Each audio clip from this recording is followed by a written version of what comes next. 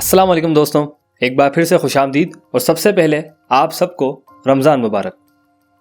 ماہ رمضان یوں تو بہت سے فضائل کا حامل ہے، احادیث طیبہ میں اس کے کثرت سے فضائل بیان کیے گئے ہیں۔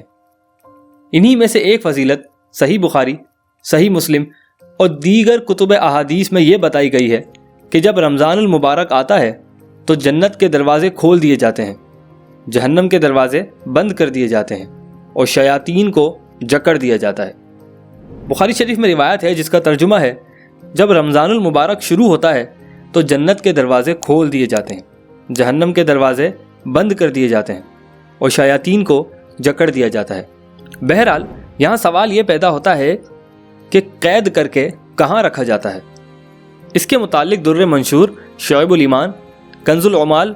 فضائل شہر رمضان للبہیقی وغیرہ میں یہ روایت منقول ہے کہ جب رمضان المبارک کی پہلی رات آتی ہے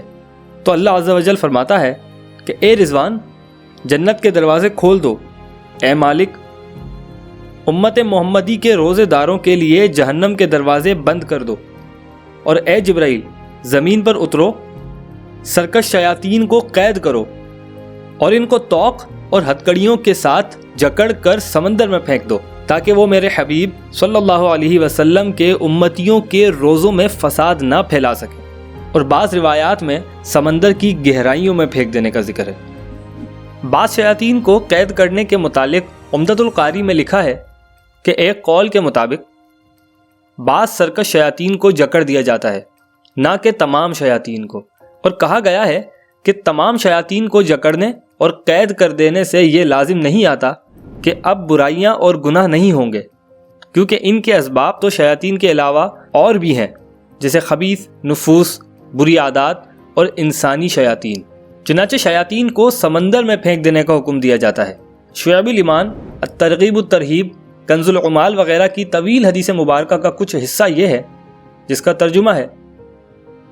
بے شک جنت کو ماہ رمضان کی آمد کے لیے ایک سال سے دوسرے سال تک آراستہ اور مزین کیا جاتا ہے۔ بس جب ماہ رمضان کی پہلی رات آتی ہے تو عرش کے نیچے سے ہوا چلتی ہے اور اللہ عز و جل ارشاد فرماتا ہے، اے رضوان، جنتوں کے دروازے کھول دو، اور اے مالک، امت محمد صلی اللہ علیہ وسلم کے روزے داروں پر جہنم کے دروازے بند کر دو، اے جبرائیل، زمین پر اترو اور سرکش شیاطین کو قید کرو، ان کو توق اور ہتکڑیوں کے ساتھ جکڑ کر سمندر میں پھینک دو تاکہ وہ میرے حبیب صلی اللہ علیہ وسلم کے امتیوں کے روزوں میں فساد نہ پیدا کر سکیں۔ حدیث شریف کا مجازی معنی بیان کرتے ہوئے علامہ ملا علی قاری رحمۃ اللہ تعالی علیہ فرماتے ہیں کہ ان میں سے سرکش شیاطین کو زنجیروں کے ساتھ قید کر دیا جاتا ہے۔ ایک قول کے مطابق انسانی نفوس کے گمراہ ہونے اور شیطانی وسوسوں کے قبول کرنے سے بچنے سے کنایا ہے، کیونکہ روزے کی وجہ سے مختلف برائیوں کا سبب بننے والے غصے اور شہوتوں کو پیدا کرنے والی قوت حیوانیہ ختم ہو جاتی ہے اور نیکیوں کی طرف مائل کرنے والی قوت عقلیہ بیدار ہو جاتی ہے۔ جس طرح مشاہدہ ہے کہ دیگر مہینوں کی نسبت ماہ رمضان میں گناہ کم اور عبادات زیادہ ہو جاتی ہیں۔ اللہ ہمیں اس رمضان اپنی عبادت میں مشغول رہنے کی توفیق عطا فرمائے۔ دوستوں، اگر اس ویڈیو میں دی گئی معلومات آپ کو پسند آئی ہو تو اس ویڈیو کو لائک کیجیے گا، یہ معلومات اور اس ویڈیو کو اپنے دوستوں کے ساتھ شیئر ضرور کیجیے گا، اور ہمارے چینل کو سبسکرائب کرنا مت بھولیے گا۔ شکریہ، اللہ حافظ۔